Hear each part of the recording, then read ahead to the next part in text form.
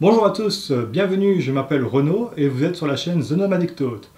Aujourd'hui, nous partons vers Dinan pour vous y présenter quelques activités à y faire. Dinan se trouve dans la province de Namur, à une centaine de kilomètres de Bruxelles, en Belgique.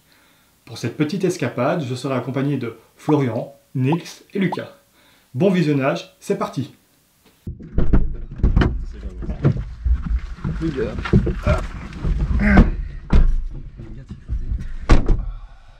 Et c'est parti pour Dinan. Nous prenons donc la route vers Dinan, une heure de route nous attend, et notre première destination de la journée est le château de Crèvecoeur.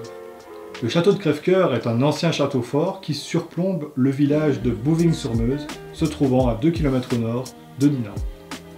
Arrivé à Bouving, vous avez le choix de vous garer dans le village, de trouver l'escalier et son sentier qui vous permettent de monter la crête, ou bien de faire comme nous, les paresseux, et continuer en voiture. Un parking vous attend non loin du château, mais après avoir emprunté un chemin de terre pas nécessairement fait pour des petites voitures comme la mienne. Arrivé au parking, et après 2-3 minutes de marche dans les broussailles, vous arriverez enfin au château. C'est un lieu public, donc l'entrée y est gratuite. Malheureusement, il n'y reste que des ruines. Néanmoins, des points de vue vous attendent donnant sur le village, sur la vallée, ainsi que sur Dinan, et ils sont magnifiques. Ah, les myrtilles, elles sont grosses.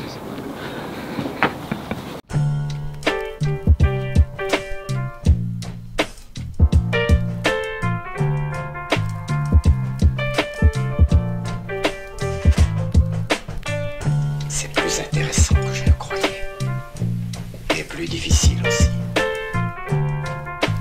Vous n'avez encore rien vu. Je ne demande qu'à voir.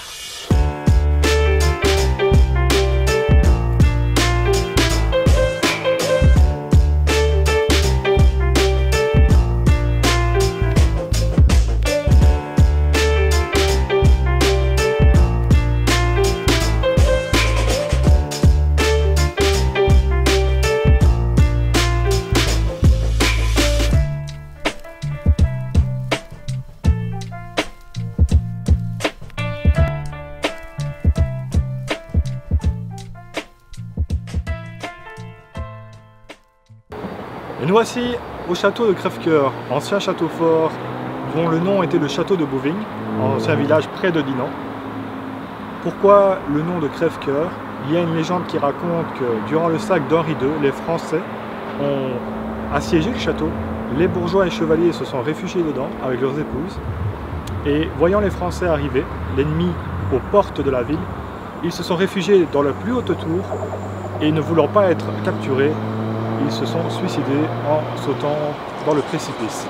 La légende raconte, du coup, depuis ce trépas si digne qui nous crève à tous le cœur, on appela Crèvecoeur le vieux château de Bouving.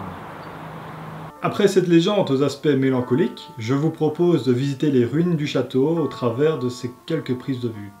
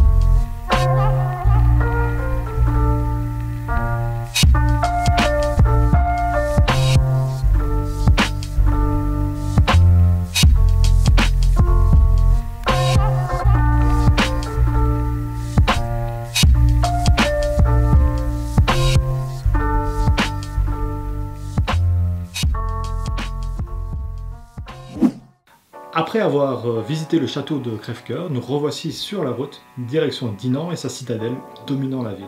Le parking à la citadelle est gratuit. L'entrée pour la citadelle est de 10 € par adulte. L'entrée vous donne donc accès à la visite de la citadelle, mais également à un trajet aller-retour en téléphérique, afin de rejoindre la ville et puis de remonter. Nous avons opté nous pour un ticket à 17 €, 7 € plus cher. qui nous permet également d'avoir une croisière de 45 minutes sur la Meuse.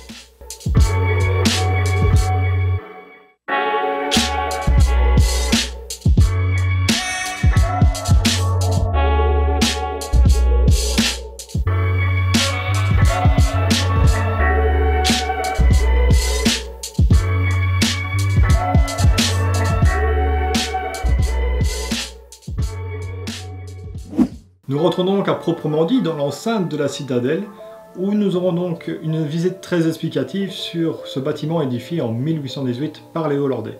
Néanmoins, cette place fut antérieurement un château fort durant près de 400 ans, rasé par Charles le Téméraire en 1466. 200 ans plus tard, Dinan étant français à l'époque, Vauban apportera à la ville fortifications et modifications. Louis XIV d'ailleurs y installera sa cour. Bien plus tard, durant la Première Guerre mondiale, les Français sont venus protéger cette ville, point clé de la route entre Paris et Cologne. Une bataille sanglante eut lieu, Dinan fut prise par l'envahisseur allemand, et 674 ou 674 pour mes amis français civils furent massacrés par les Allemands.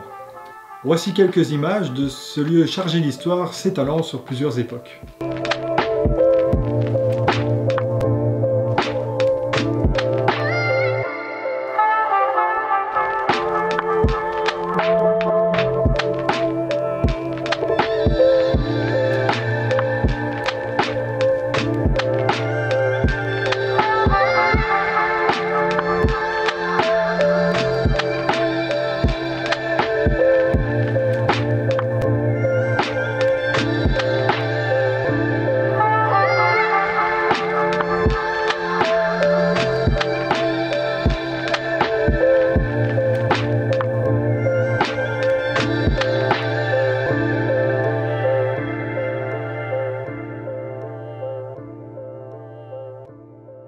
Durant cette visite, nous sommes invités à un moment à participer à des activités plus immersives, interactives, comme traverser une tranchée pendant que bombardements et tirs font rage, descendre dans une galerie avec le sol incliné, ou bien encore participer à une bataille franco-allemande sonoriquement très parlante. Voyez par vous-même.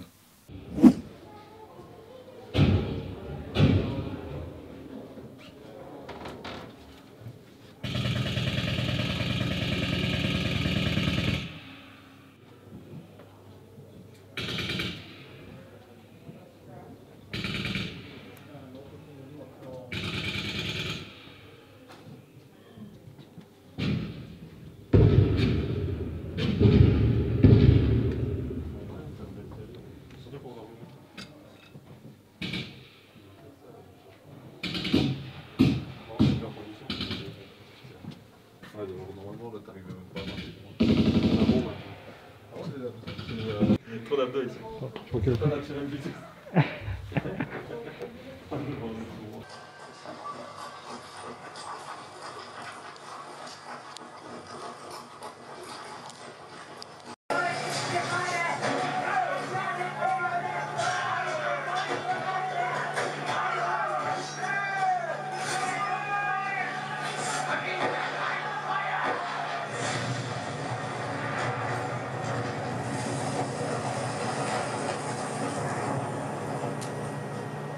Il est donc temps pour nous de descendre dans le centre-ville via le téléphérique.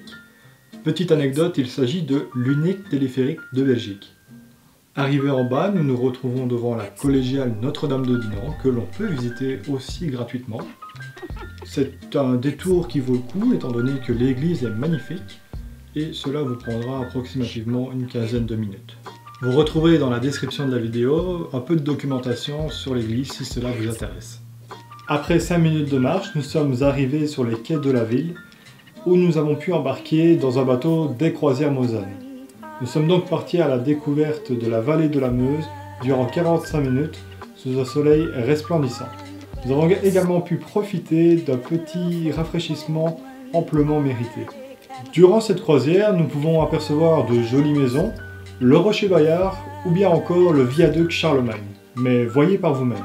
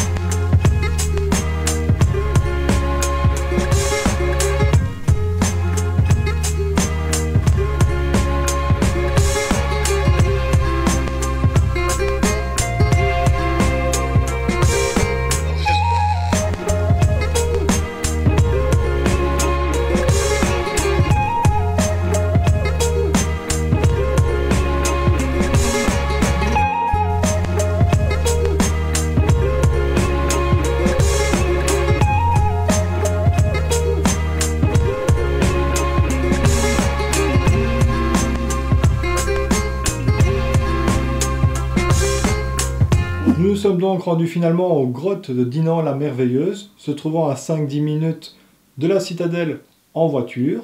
Le prix d'entrée est de 10 € par personne, pour une visite qui durera approximativement 50 minutes avec guide. Le petit souci, c'est que, compte tenu de la crise sanitaire actuelle, les visites guidées ne sont pas disponibles. Le chemin est pavé, bien balisé. Néanmoins, attention aux personnes de grande taille comme moi à des fois devoir baisser la tête. Notre promenade aura duré une vingtaine de minutes sans guide. On n'aura pas eu de rabais sur le prix par rapport à ça, mais ça vaut vraiment le coup d'aller voir, c'est vraiment magnifique. Je vous laisse profiter de ces dernières images.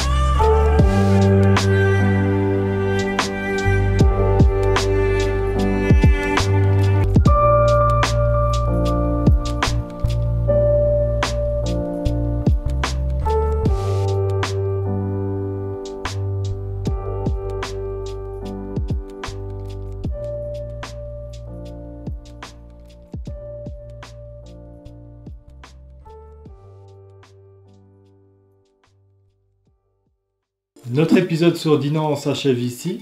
Il existe bien d'autres activités qu'on n'a pas pu vous présenter, telles que faire du kayak, ou bien encore visiter la maison Lef, musée sur la bière du même nom.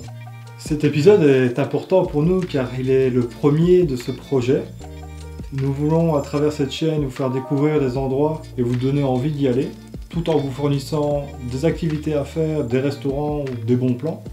Nous sommes bien entendu ouverts à vos critiques constructives afin d'améliorer la qualité de nos prochaines vidéos.